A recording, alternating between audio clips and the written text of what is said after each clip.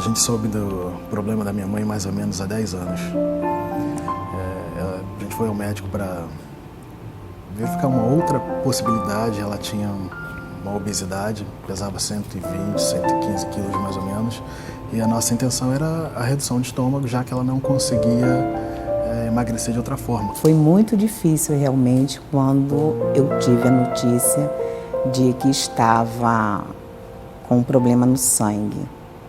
Que não disseram para mim assim direto, você está com vírus, né, da hepatite, não.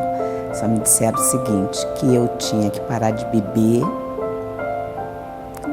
e que meu coração estava parando.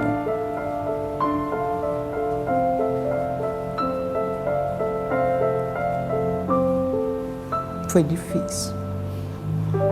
Comecei a procurar, encontrei um hepatologista que indicou, através da realização dos exames, indicou a necessidade de ligadura elástica para solucionar o problema das varizes do esôfago. E aí talvez tenha sido a fase mais dramática. Nós fomos para um hospital, minha mãe deu entrada no hospital e eu acho que minha mãe foi salva por um erro de uma enfermeira. Uma enfermeira deu à minha mãe janta e quando a médica e a anestesista chegaram para fazer o procedimento, se assustaram com o fato dela ter jantado, tiveram que adiar para a manhã seguinte. Por consequência disso, aproveitaram para fazer mais alguns exames. Fizeram os exames, me chamaram fora do quarto e disseram, olha, a sua mãe, eu não vou operar, a sua mãe não resiste a uma cirurgia, ela não suporta uma cirurgia.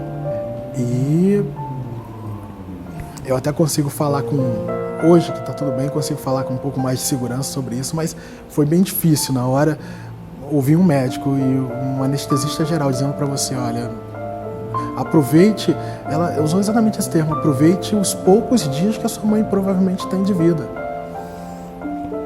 E foi chocante, foi pesado, foi difícil. E aí nós encontramos o Dr. Eduardo Castro, que é hepatologista, que começou a tratá-la e pediu para que nós procurássemos um endoscopista da confiança dele. E esse endoscopista fez todas as ligaduras, minha mãe precisou de 7, que mostrou para a gente que realmente é necessário sempre uma segunda, terceira, quarta, quinta, 10ª opinião, se for preciso. Não pode se entregar. Eu fazendo o tratamento aqui, eu tive essa oportunidade de entrar na fila do transplante.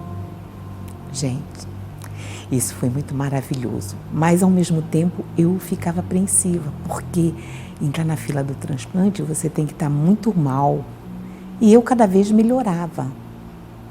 Foi bastante atípico até a situação, porque ela teve um tempo de permanência na fila alto, até porque quando ela chegou no hospital para fazer o transplante, quando ela foi encaminhada para o transplante, ela tinha um MELD, né? Ou seja, essa pontuação que nós utilizamos é uma pontuação baixa, então ela ficou mais tempo na lista e ela foi se deteriorando o quadro clínico dela e isso foi dando mais pontos e ela estava atingindo então uma situação mais privilegiada na lista de transplante. Que durou mais ou menos 2 anos, mas que teria durado 2 meses se o destino permitisse que eu pudesse doar.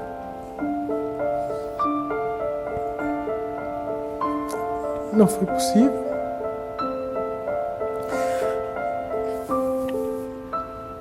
Mas acho que o Papai do Céu sabe o que faz, né? Até que aí foi quase 2 anos, se eu não me engano, ou mais. Mas eu consegui chegar a esse momento maravilhoso, que foi o transplante. Essa paciente foi estabilizando a partir das 48 horas de pós-operatório, quando a gente identificou, num determinado momento, que a drenagem de via biliar, eles na cirurgia deixam um dreno na cavidade, o dreno aumentou a drenagem com aspecto de material bilioso, o que fez a gente identificar que existia uma possibilidade de fístula biliar. Essa paciente foi levada pela equipe cirúrgica para o centro cirúrgico imediatamente após a identificação dessa fístula, que no ato operatório, nesse momento, identificou uma trombose de artéria hepática. Então essa paciente teve uma complicação relativamente rara, mas que incide no transplante em 3 a 4% dos casos, em algumas situações menos, quando uma equipe que já tem uma experiência maior, E ela fez então uma trombose de artéria hepática, que é uma estrutura muito nobre do transplante. O fígado precisa da nutrição proveniente da artéria.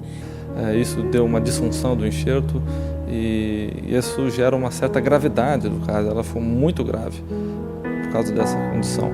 E então nós precisamos de urgência indicar um retransplante.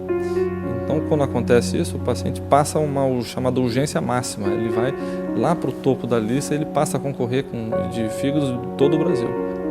Então, na segunda-feira, à noite, depois da cirurgia, voltaram com ela para a fila. E na terça-feira, durante a madrugada, surgiu um novo órgão. Eles ligaram para a gente, pediram para que nós viéssemos ao hospital. E realmente disseram que era um procedimento muito grave de ser feito, pediram para que nós não fôssemos para casa, mesmo sendo um procedimento longo. E ela foi retransplantada numa condição bastante grave. Nós sabemos que esse tipo de procedimento, o retransplante, ele é uma situação extrema. E ela, insuficiência renal, fazendo hemodiálise, tendo todo também um suporte da instituição, isso é muito importante a gente dizer. Quer dizer, a instituição conseguiu dar o suporte de terapia intensiva, tratar a insuficiência renal até aparecer esse órgão, levamos para a sala. Eu me lembro que ela fez hemodiálise na sala de cirurgia, isso é uma coisa que poucos hospitais têm oportunidade de fazer isso. Hoje em dia, com o advento da diálise desde o transoperatório, melhorou muito a condição de alguns pacientes, porque a gente consegue evitar algumas complicações. No caso específico da dona Sueli, ela apresentou insuficiência renal durante a cirurgia, onde ela já começou a fazer o tratamento dialítico. No pós-operatório, ela apresentou uma rejeição do órgão, do fígado, teve que ser retransplantada, uma paciente que estava super grave. Esse caso é um caso que marca muito a equipe do Hospital Silvestre.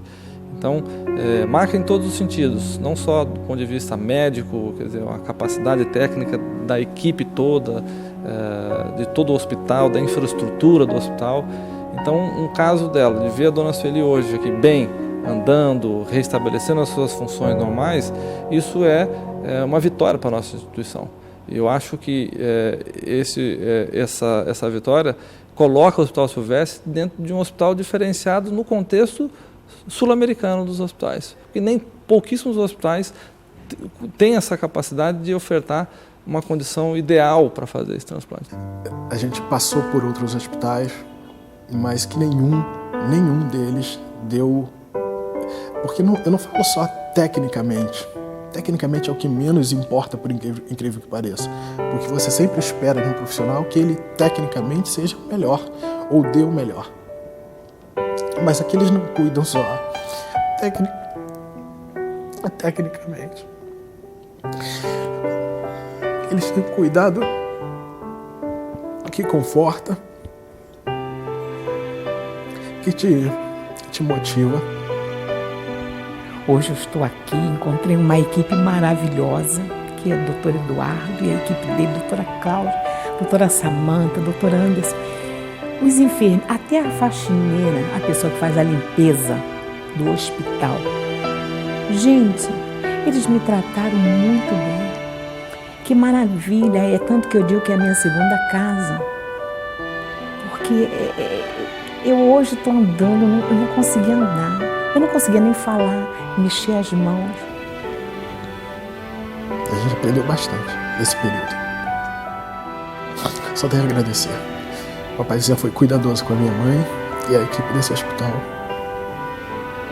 Eu estou feliz da vida, gente. Eu estou muito contente, muito mesmo, muito. Só agradecer.